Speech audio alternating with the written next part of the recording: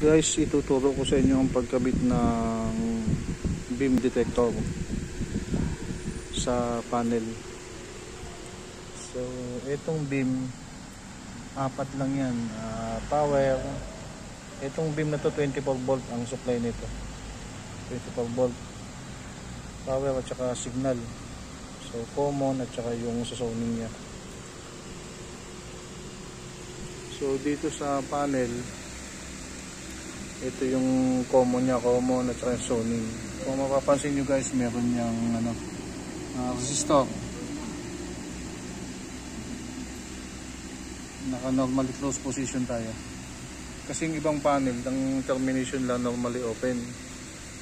So pagka pinutol yung wire o natanggal yung wire, hindi siya magti-trigger. Unlike nung naka normally closed position, pagka naputol yung wire o may pumutol ng wire, magti-trigger sa panel yan, magpo-fault.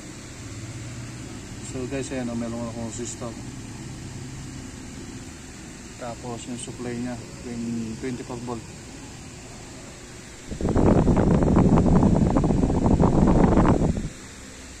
Bali itong panel namin guys, 15 zone. Ayan siya.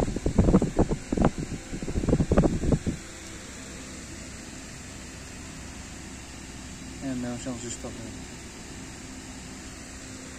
1K yata yung value ng resistor.